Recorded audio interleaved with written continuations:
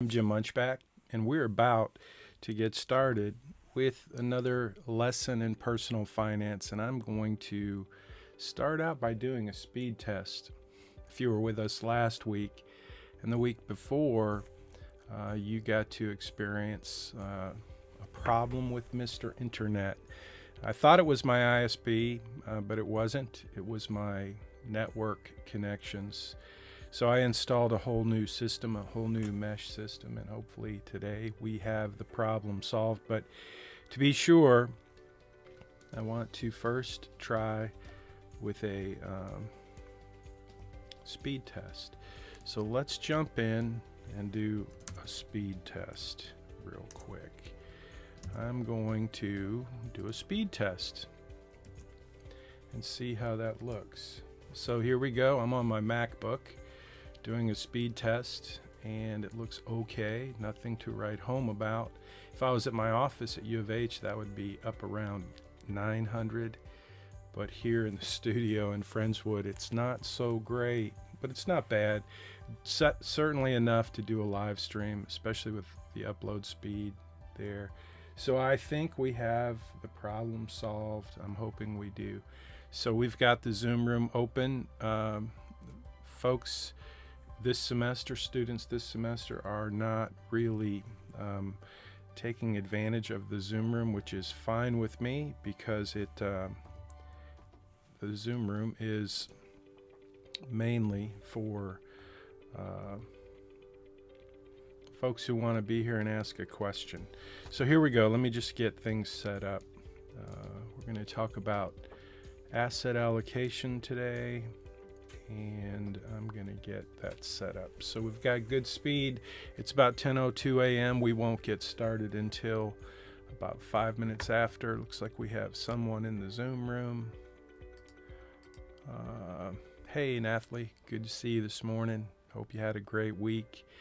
So we're going to talk about asset allocation.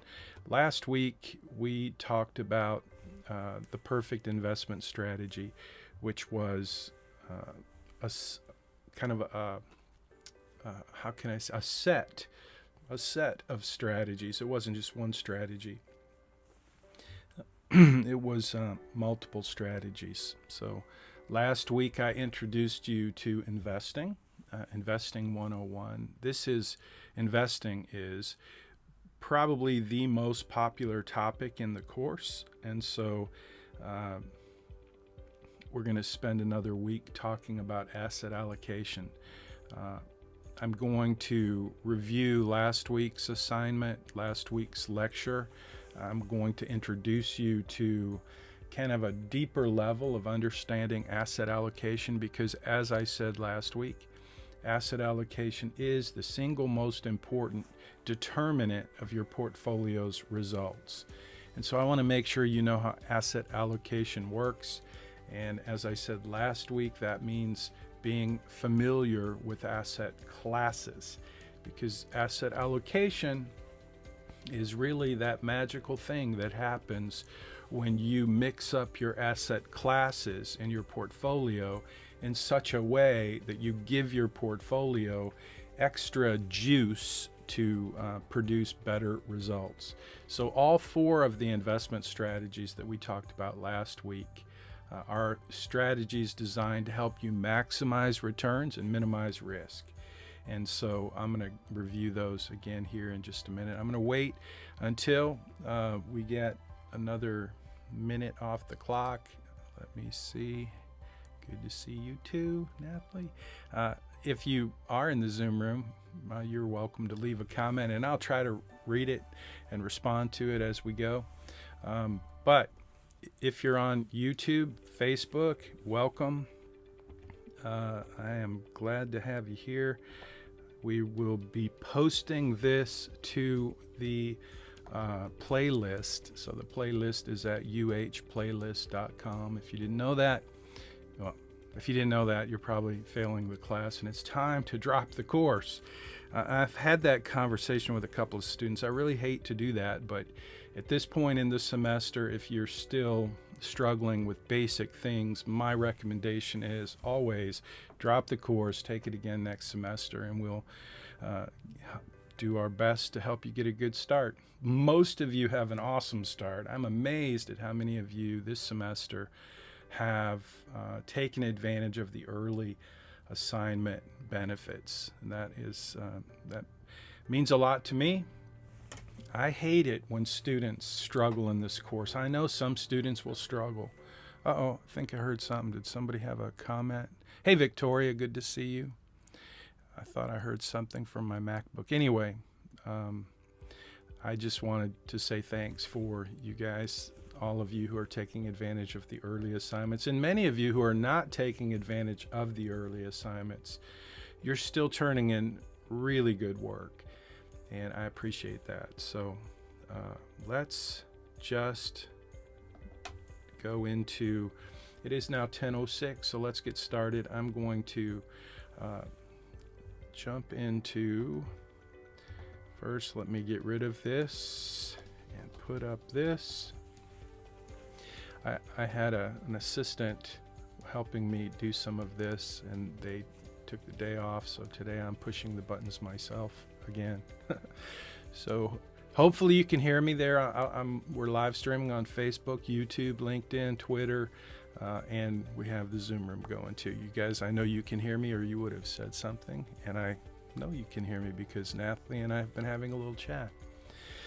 Okay, so again, last week we talked about the perfect investment strategy. That was actually a set of strategies. It started with diversification. I think I shared a little bit about the Enron story. If you haven't, I'm reading the book right now, The Smartest Guys in the Room, and it's about Enron. It's a crazy story. If you're not familiar with it, I would encourage you to learn a little bit about the Enron story. It was quite a remarkable season, chapter in Houston and in the stock market as well. And it really is the story that I like to use to help people understand the importance of diversification. I had two clients, one who had all of their stock, all of their investments in their 401k in company stock. And this gentleman was older and ready to retire, and he had over $1 million in his 401k, and he kept putting more and more into Enron stock, and he bought into the lies that leadership was telling everyone. There's never been a better time to invest in Enron, as it was just burning to the ground. And he did that. He invested more and more everything into Enron, expecting that it was going to be a huge gainer, and it turned out to be not even a penny stock. So anyway, and then I had another client who was very smart. She diversified. She was a middle manager. When she was let go of Enron, she had a pretty good amount of money saved because she was smart enough to know you don't want to put all your eggs in one basket. So that's the Enron story in a very brief, sketchy story. But the point is, diversification is the most basic investment strategy, and you need to understand that it means not investing in one thing or another thing or even a small number of things. You want to be very diverse. And so when we get into the next strategy, which is asset allocation, you'll find that if you do asset allocation right, everything falls into place. So we're going to talk about that today. Asset allocation, and is the most significant, it's the most important determinant of your portfolio's returns. So if you can get asset allocation right, you'll be just fine as an investor over the long term. And so I want to help you do that. And to do that, you really have to understand, let me get my mouse disappeared. You have to understand asset classes. So we're going to talk a little bit about asset classes, and that's really, let's see, we're going to review.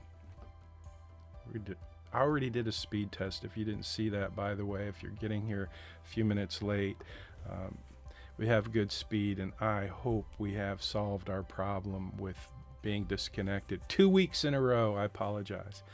Anyway, asset allocation, these are listed on the screen. Different asset classes that I really want you to be familiar with so that you can just get to know how asset allocation works. Asset classes are the key to investing, and understanding that different asset classes, they move differently. When the market goes up, certain asset classes go up and others go down. And over time, if you can understand the fact that asset classes are different, you will be on your way to making better investment choices. So asset allocation is key. And the next investment strategy, let me just see if I think I have, hold on. I think I have asset allocation. I'm going to just go through these. And we did talk about 401k because I want this in this week's assignment. You're going to update your right capital plan so that your 401k reflects that you have actually been investing for the last 10 years. So again, remember, you are pretending that you have your dream job, you've graduated from college, you're now working. So this week I want you to make that assumption that you've actually been investing in your 401k. It's pretty easy to do. I'm going to jump into Billy's plan here in a minute and just show you how to do that. But that was one of the things we talked about last week. We talked about diversification and how it's designed to help you reduce risk. And we also talked about asset allocation quite a bit. The next one, portfolio rebalancing, was pretty simple. I just try to help you draw a mental pizza in your mind with 4 quadrants. It's a simple way to do that. I'm going to show you a little better example of that, of portfolio rebalancing today, but it's just one of those 4 investment strategies that are designed to help you maximize returns and minimize risk. And it's an important, very easy strategy for you to apply in your 401k or any other investment portfolio. But again, I used your 401k as an example to help you understand a powerful way to build wealth over your lifetime through investing, through some of these basic strategies that are very simple, but if you'll just spend a little bit of time understanding them today and allow them to become more and more clear over time, I promise you, you will become a very effective investor, and you won't need to pay someone like me to help you manage your investments. Now, at some point, you may want to pay someone like me to help you manage your investments, because when you build a lot of wealth, things get a little more complicated. But I'm telling you, what I'm giving you here in this course, in the topic of investments, it is as good of advice as you will ever get about investments. These 4 investment strategies will help you maximize returns and minimize risk over time. And the next one is that's asset allocation. This is a little bit of what we talked a little bit about this last week. We talked about asset allocation, understanding asset classes is key, and we're going to do a little more of that today. And then we also talked about types of investments: mutual fund, index fund, ETF. This isn't critical for you to understand right now, but I do want you to spend a little time and just kind of make a mental note that not all investment vehicles are the same. And so these are just 3 of the most basic ways to get instant diversification. If you invest in a mutual fund, it's not one investment, it's a mutual fund that's managed by a manager who is picking the investments that are inside of that mutual fund, and you pay an extra fee for that. An index fund is similar, but it's called passive investing. An index fund is, because it's just investing based on an index like the S&P 500. So it's a lower cost way for you to invest and to get instant diversification. But index investing isn't going to necessarily give you good asset allocation, because again, if you invest in an index fund like the S&P 500, you're just getting exposure to one asset class, which is large cap US stocks. So I know that may seem a little confusing for some of you, but I promise, if you just start to compartmentalize these different terms and understand the difference between these three investment vehicles: mutual fund, index fund, and exchange traded fund, an ETF. That is my favorite, is by all standards a superior investment vehicle for managing money. You can't always do that. Like in your 401k, you probably will not be able to invest in an ETF, but I do want you to understand what it is, because like I said, it's my favorite investment vehicle. Dollar cost averaging is my favorite of the strategies, the four investment strategies: diversification, asset allocation, dollar cost averaging is number 3, and then portfolio rebalancing, in whatever order you want to put those. But dollar cost averaging is my favorite of all the strategies designed to help you maximize returns and minimize risk. And so what we did last week was we did the cows. Let me see if I can find the cows. So we did excuse me, we did talk about cows last week. I gave you the story of Farmer Joe. I hope you enjoyed that. I loved that story, Farmer Joe. It's always fun to tell. It's more fun to tell you guys that story if we're in person, but we didn't have that blessing. But hopefully, if you didn't watch that, go back and watch it, because if you think about cows like they are an asset class, and you're buying cows and chickens and pigs and everything else you might buy on your farm, then you'll basically you'll understand how the strategy works. So I hope that you got to understand dollar cost averaging. Let me get to the right place. Okay, sorry about that. I want to get that out of the way for a minute. So dollar cost averaging, again, is my favorite. And if you just understand how it works, it will take the fear and anxiety out of your investing, because what dollar cost averaging helps you do is be a fearless investor in times when the market is way down. And that's what you need to be. If you're a young investor with an income and you're putting money into your 401k, I promise you, there is no better strategy to help you build wealth.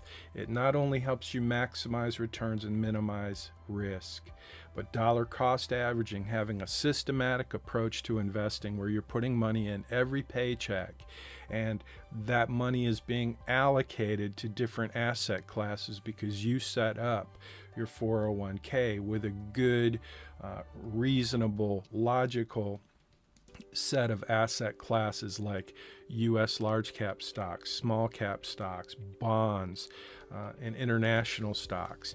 If that's all you do is set up 4 asset classes in your 401k and commit to investing at least as much money as you need to invest to be able to receive the company match.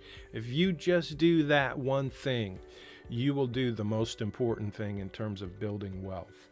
And dollar cost averaging becomes an automatic strategy. You don't even have to know what it is.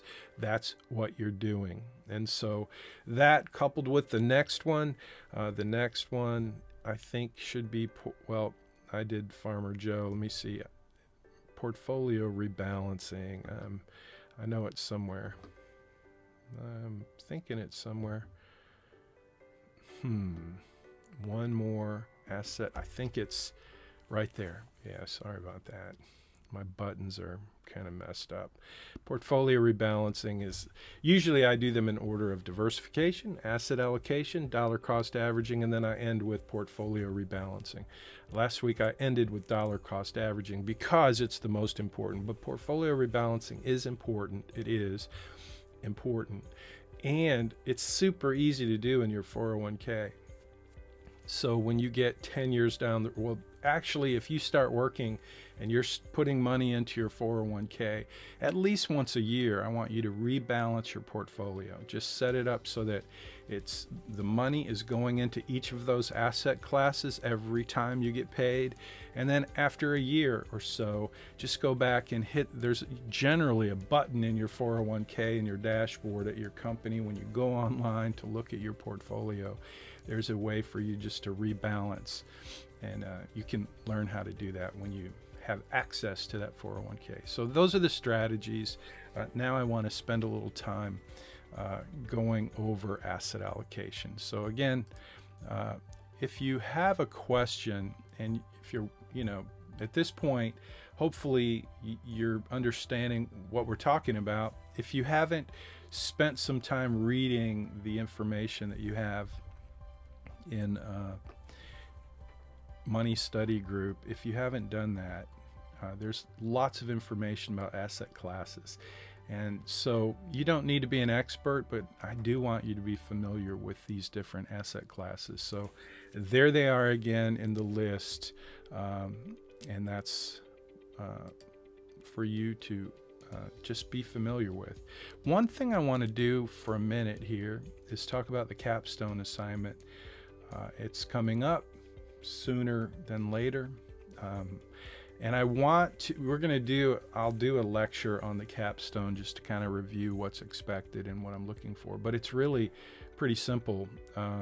Each of these assignments that you do from week to week, each of the assignments that relate to your Right Capital financial plan, they will be part of your capstone assignment. And so today, as we look a little closer at asset allocation, I'm going to jump into Billy's plan and show you a few things. But what I wanted to mention about the capstone assignment is, and I've mentioned this a couple times before, I'm gonna show you in a minute. In fact, let me just go ahead and show you now. I think I can do this here. Yeah, here. So I am in Billy's plan right now, and I'm just going to bounce around a little bit into the different navigation. So you see up there at the top, just so you can follow along without getting dizzy, I'll go from top navigation, there's profile, dashboard. Those are the top navigation. So we'll start with those just for a minute as I review Billy's plan for you to show you kind of what I'm looking for whenever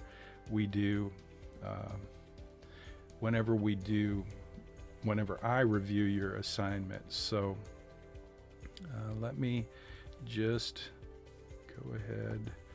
I'm going to play a little Let's Connect. If we haven't connected on LinkedIn, let's do that. So what you see is Billy's plan, and those are the upper navigation. It's easy for you to go and find those. So this week, one of the things you're going to do in your assignment is you're going to have to do, it's called a retirement calculator. And I want to talk about that for just a minute. It's a very simple assignment, the retirement calculator. You just go to a website. You can pick your own. I don't care which retirement calculator you use. If you Googled retirement calculator, it would take you to thousands and thousands of sites that offer a very quick, very simple, very easy way to calculate the cost of retirement. And that's what I want you to do this week. It's part of your assignment. It's a small part. But I want you to do that because I want you to have a mental idea of what does it cost to retire. And at this point, this is like the most common problem that I experience each semester. And it's, I think, because you don't have a really good, solid understanding of the cost of living, it's almost impossible for you to have a good, clear kind of trajectory of how much money it costs to retire. I think part of it is you have a very low estimate of cost expenses. So your expenses in your plan and Right Capital, they may be really close to what you're spending today right now, but I promise you, once you get out of college and you're making good money, you're keeping up with the Joneses and you're spending money left and right just for the cost of living, you're going to find that your expenses in real life are much, much higher than what you think they are.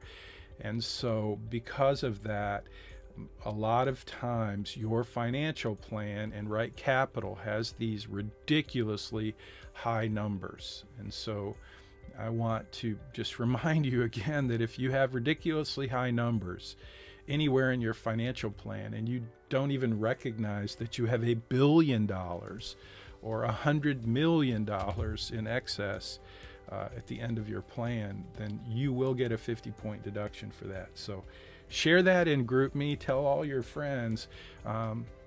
It's not difficult to avoid that deduction, but you got to pay attention to it. So right here you can see Billy's plan is failing, and it's failing for a couple of reasons. For one reason, he's got a ton of debt. So you have debt as well. I asked you to put some debt in there, and so you have some debt, and Billy does too, and that's one reason he's failing. So I'm in retirement analysis. So retirement is the top tab. Whoops, where did we go? I think I hit the wrong. So we're still in Billy, right? Yep, we're still in Billy. So I hit the top tab, retirement. You see that? And then I'm in the analysis tab.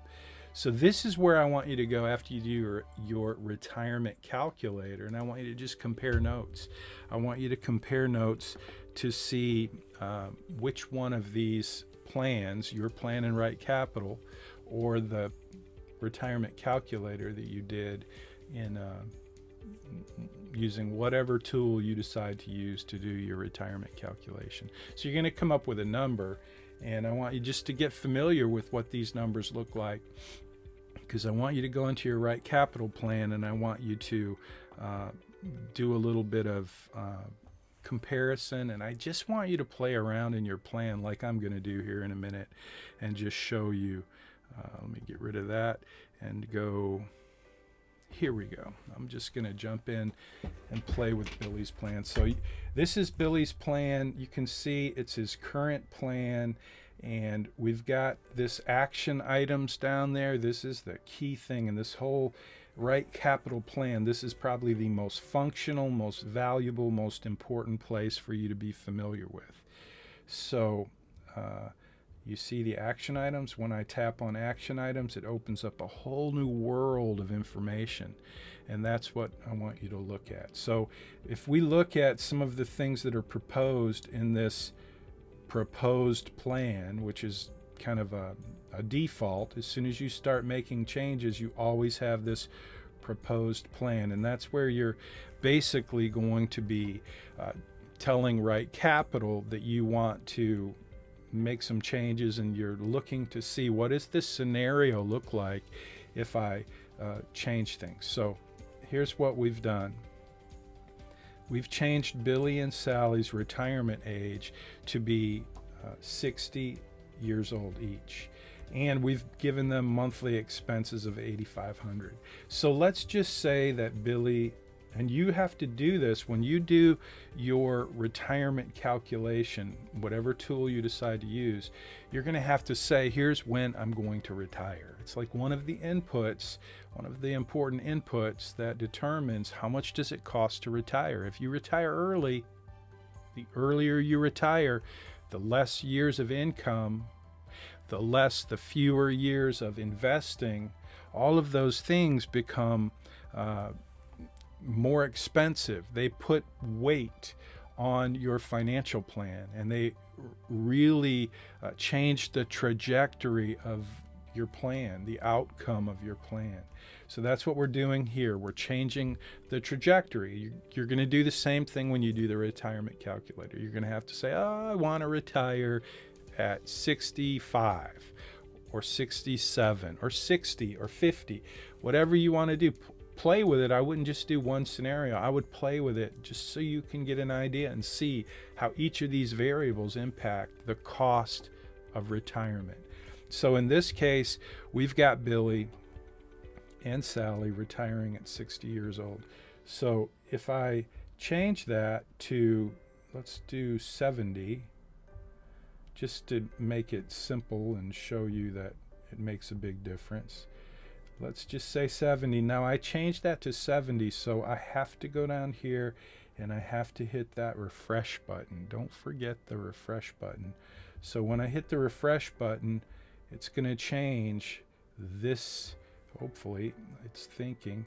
So look at what it did. It changed from 14% or 10%, I guess, to 82%. And it gives him an ending value. It gives Billy and Sally an ending value of $3,810,000. That's fine. If you did this in your plan, it would be like, okay, boom, check, you're good. So that's what I want you to pay attention to. Again, we made some big changes there. Do you think Billy and Sally really want to work till they're 70? Probably not. So if I were you, I would change that to, let's see if I can do that with this little, yeah. Let's go to 64 there, because that's where the silly thing landed. And we'll go to 66 there, and don't forget, I have to hit the refresh button, so you're going to have to hit the refresh button. So there we go. And where does that take us? It takes us to 41%, and it doesn't even really give us the amount of the ending value, because with 41% probability of success, there's more like 100% probability that there's no money left in the plan. So I think you have to be over 80% probability of success to actually have money left in your plan. I'm not positive about that, but at any rate, this is what I want you to do. I want you to play around with this. And if you happen to get $100 million in your plan, like Billy and Sally, if we said they're going to retire at 80, let's say they're going to retire at 80, and here's a big, I'm going to just show you what happens if they retire at 80, first of all. If they retire at 80, what do you think is going to happen? Do you think they're going to have more money or less money to play with? Do you think they're going to have, oh, look at that.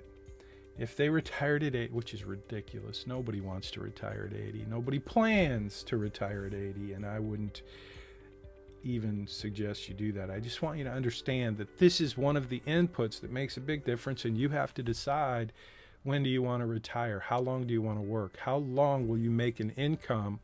And then again, how much are you going to save? Another thing you have to figure out is, what are your expenses? And again, here is where one of the areas that I want you to think, like double the expenses you think you're going to have. Most of you need to double or triple it, because you're using today's expenses as if they're going to continue to be this low for the rest of your life, and that's just generally not true. The other thing is, how much are we saving? And you have to decide this too. When you do your retirement calculator, one of the factors, one of the inputs is, how much are you going to invest? So this is Billy's plan. It's kind of simple. You can see here pre-retirement living expenses. Do you think Billy and Sally actually live on $7,500 a month? If you knew Billy and Sally, you'd know they don't. In fact, if we go over here to debt, where are we going to find debt? So we go to dashboard. I'm searching for debt, because this right capital changed where debt was, and I kind of got confused. And if you know where debt is in your right capital plan, leave a comment below and impress me. I know where it is. I'm just pretending that it should be somewhere else, because it used to be right in there. It was easy to find, but now you have to hit those 3 dots to get to debt. So let's go to debt. Boom. And now we go to debt. See that? We hit the 3 dots, and we have 3 more lower navigations. So as we look at this, we see a total savings of $831. That's a lot. That's $831 million. And again, if that were your plan, you would get a 50-point deduction. A 50-point deduction in your capstone assignment, because you have this huge number and you didn't tell me why. You didn't try to figure it out. So here's what I want you to do. Do this. You know, you can wait until your capstone assignment if you want, but do it. Like, see these 3 tabs? You've got payment. So that shows all of the things that Billy and Sally have a debt on. In fact, I need to delete these because somehow this Frankenstein plan that I've built here has a bunch of stuff that is not supposed to be there. So don't pay any attention to that. But do pay attention to the fact that we've got balances, we've got interest rates, we've got minimum payments. And if you remember the Credit Crush assignment, you remember that I was trying to illustrate for you how the credit scam works if you pay the minimum on your credit card. So Billy and Sally are definitely great, perfect target customers for the credit scam industry. They have an I love credit score to die for, and they will probably die for their debt, because you'll see if you ever have that kind of savings by making a few adjustments, the adjustments that you're making basically fundamentally are you're going to pay off your debt, as opposed to taking the default where you pay the minimums, which in this case, and probably in your case, maybe those minimums are just not realistic. Maybe you couldn't even get a loan where you're allowed to pay such a small amount, because what happens when you pay the small amount is your, look at Billy's credit card. Now, first, let me go to strategy and let me change this strategy. And this is what you did in the Credit Crush assignment, but I'm just say same for all debt. And I believe there's a refresh button. Again, you always have to hit that refresh button to get it to go where it needs to go. So there you have it. Now 0, that's good. Okay, 0, 0. Now with this strategy selected, I'm going to go and look at some details. So in these details, and this, again, this was your Credit Crush assignment, but you're going to have to reproduce this, replicate this in your capstone. So if you didn't pay attention when you did the Credit Crush assignment and you had $100 million in savings and you didn't even mention it, hey, you're going to get a 50-point deduction, and I'm not going to budge on that. Okay, so in fact, it's time for our class collaboration. It is 10:37 a.m. and this is the secret class collaboration. It is ending value and debt savings. It's the whole idea. It's the 50-point deduction. I want you to tell me in your class collaboration how you can get a 50-point deduction in your capstone assignment. So if you don't know, listen and I'll tell you again, but just that's the class collaboration for this week. Tell me how you can successfully get a 50-point deduction in your capstone assignment. That's this week's secret class collaboration, and it is 10:38 a.m. So that means we're like 38 minutes into the video. So you can tell your friends if they ask you, what's the class collaboration? You just tell them, watch the video for this week. It's 37 minutes in. That's what I'm going to try to remember that. And the class collaboration is, tell me, how can you earn a 50-point deduction penalty on your capstone assignment? Okay, that's it. There you go. You have the class collaboration. So again, here's just, we're looking at Billy's credit card just to illustrate why this number in his plan is so ridiculously high. It's because he has the most stupid credit. What I'm doing, I'm scrolling up. What we're looking at is one credit card bill. It's Billy's Chase credit card, and he's paying beginning balance 22 grand. His interest 3,100. His payment is 27, and that's a minimum payment. And he's making that minimum payment. And what happens to his balance? Every month, every year, it goes up, up, up. And now, if we look at all of the credit cards or credit accounts that they have, Billy and Sally, we could pick another one and say, let's look at her Tesla. Her Tesla is a good loan. She's paying that off. Let's look at the Wells Fargo beginning balance with 0 interest. That's probably a mistake right there. So that's a bad one to look at. Firestone Tires. This was a story at one time. This is where Billy met Sally. So I didn't tell that story this semester, but It is a fun story to tell. But anyway, Billy bought some tires for his truck, and it started out with a $5,500 balance, and the interest was $956.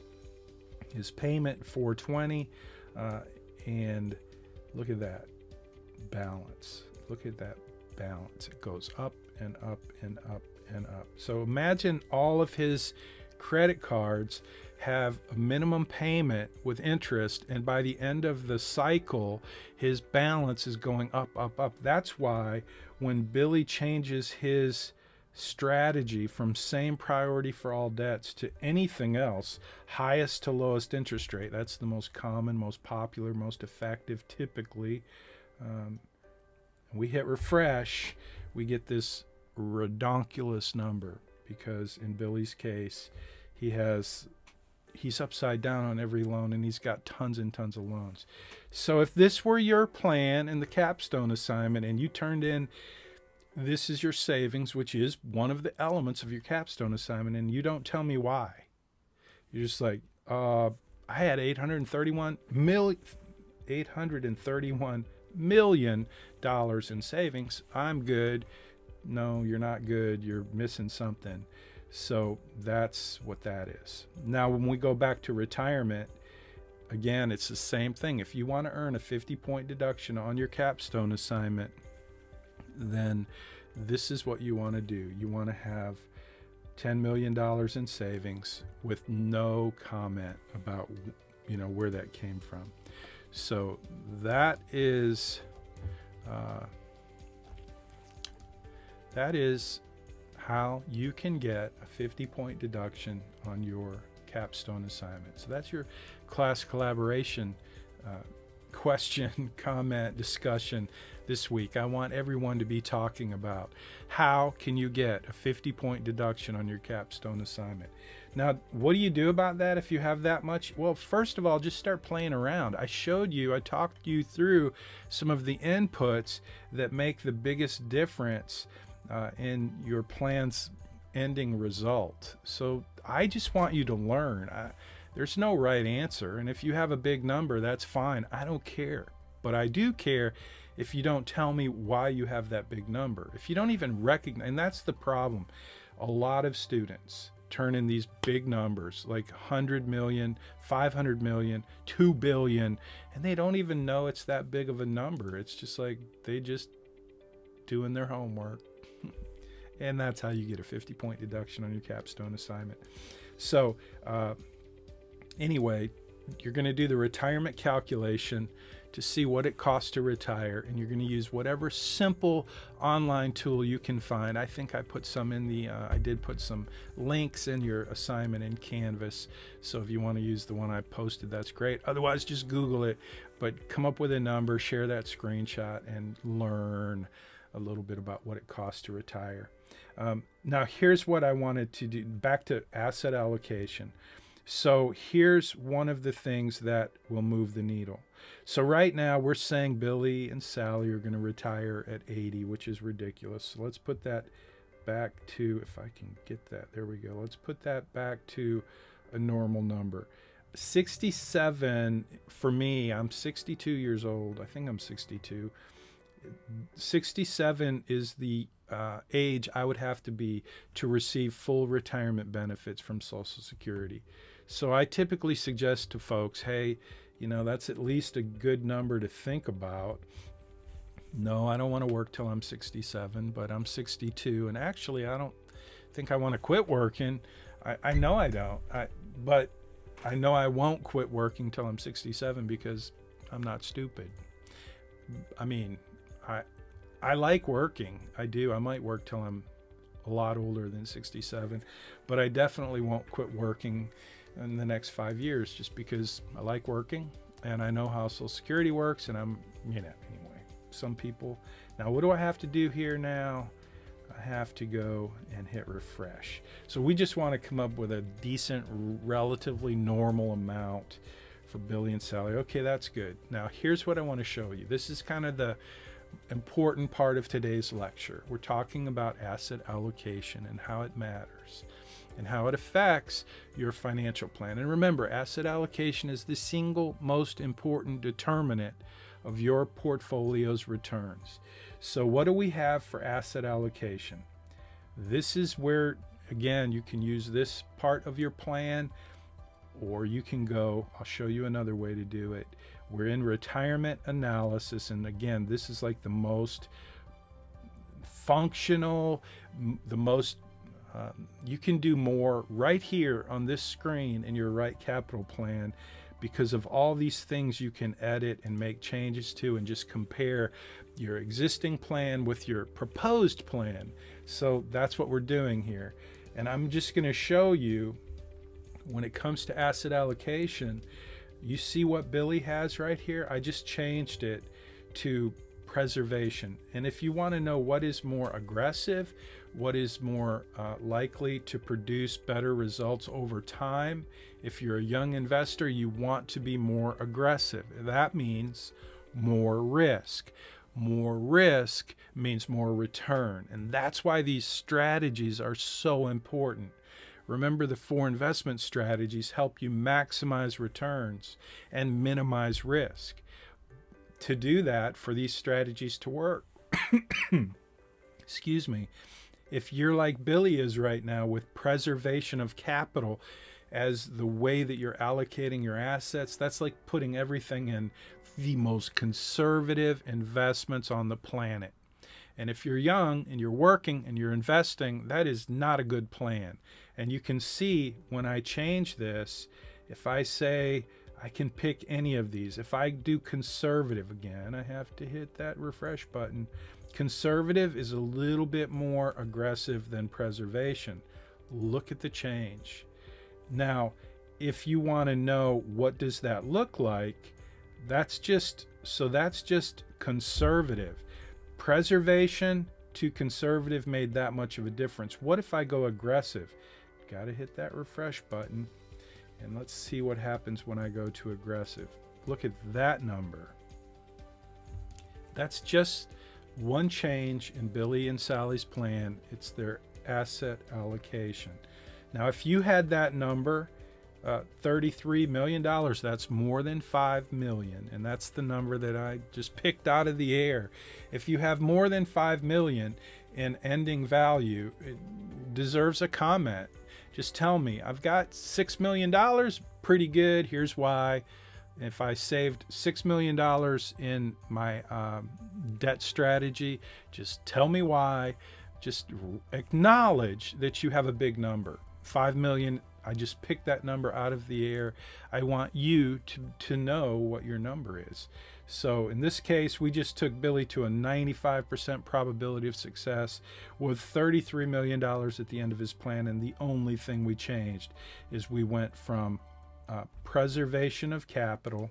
And again, I'm going to hit refresh because I just want you to see how much that impacts his plan. And we hit refresh, and now we're back to 58% with 980. And remember, this is based on him and Sally retiring at age 67. All of these different inputs change the output, change that percentage, that probability of success. So I'm just wanting you to understand how these inputs impact your financial future. Okay, these just Right Capital is a great place for you to play around with the numbers, and I want you to be comfortable doing that. So I want to show you one more thing before we end today relative to asset allocation. So you see I'm in retirement right now, and again, if you didn't know this, make a mental note. This is this is hands down, without a doubt, the most important screen, the most functional screen. This is the screen I go to the most when there's so much information right here, and I'm not even getting into it with you. But when I work with clients on retirement planning, this is really the workbench for the financial plan from my perspective. And I don't require my clients to have as much user interface in their Right Capital plan as I'm requiring you to have. because I just think this is a great way for you to see how these inputs affect your financial future.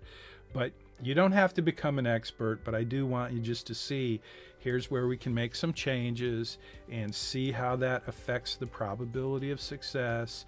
And that's why we're here in this particular place in Billy's plan. Retirement and analysis. Retirement is the upper navigation.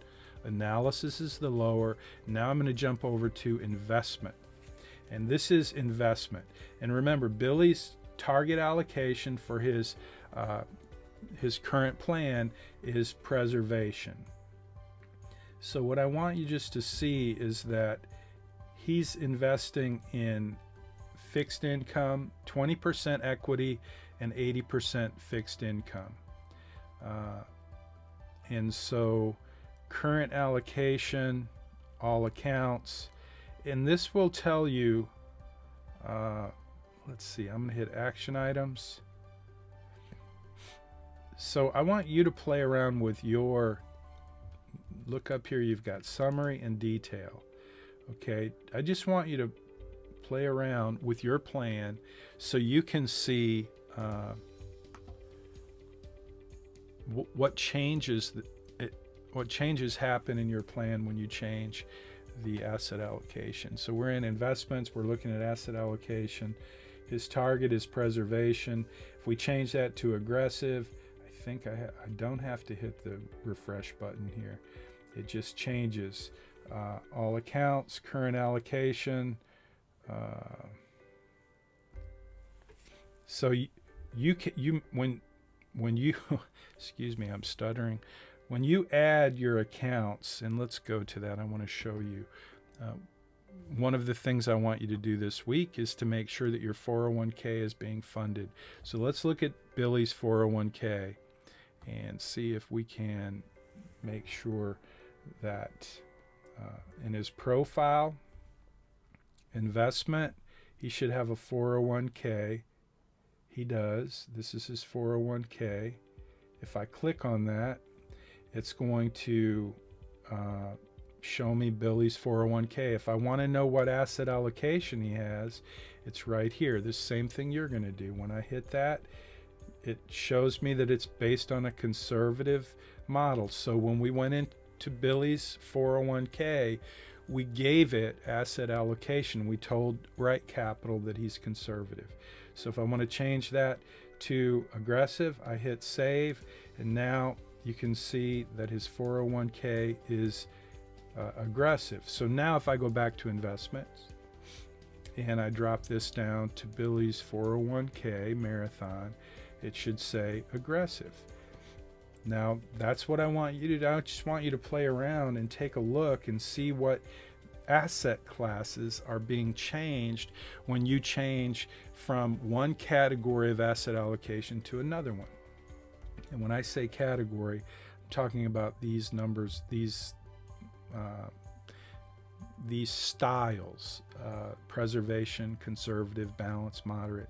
So that's what I want you to do. I want you just to get familiar with asset allocation because it's so important. Asset allocation, I'm going to whisper like Joe Biden. Asset allocation. Sorry. But asset allocation is the single most important determinant of your portfolio's returns. So you just need to understand it. It's all about asset classes. So I want you to just get familiar with it. Okay. Again, the most powerful the most powerful strategy of all is this one. This one is the most powerful. So think of chickens, cows, pigs as, company stocks. And company stocks come in large cap, small cap stocks, that's, small company stocks, mid cap, middle of the road, international, that's international stocks like from Japan and even Europe. And then bonds, don't forget bonds. Bonds are a very important part of your asset allocation. And bonds come in lots of flavors. You've got U.S. government bonds, corporate bonds, municipal bonds, and you do not have to be an expert on this. I just want you to know when we talk about bonds, there are lots of more specific asset classes within this category. So that's what I want you to get familiar with this week. I want you to just basically understand how asset allocation works. And again, this week's class collaboration is very simple. I want you to tell me, I want you to have a conversation and grab a screenshot. How do you get a 50-point deduction in your capstone assignment? I hope that helps you avoid getting the 50-point deduction, because I give a lot of 50-point deductions in the capstone and I really hate it. It always makes me feel like I really failed. So this semester I'm committed to succeed in teaching you how to avoid the 50-point deduction in your capstone assignment. Okay, we're pretty much out of time. I appreciate you guys hanging out with me. And if you're on YouTube, don't forget, you can listen a lot faster than I can talk. So if you haven't tried hitting that little gear and listening in double speed, you might want to try that. I would. That's my tip for today. If you want to listen to me twice, definitely listen to me twice in double speed. So yeah.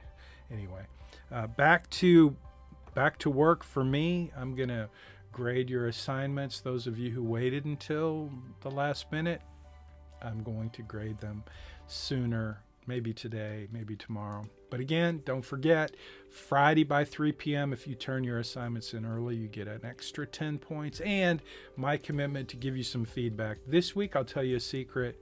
I got busy and I did not grade assignments until yesterday. So many of you got, some of you may have gotten an extra 10 points because of that.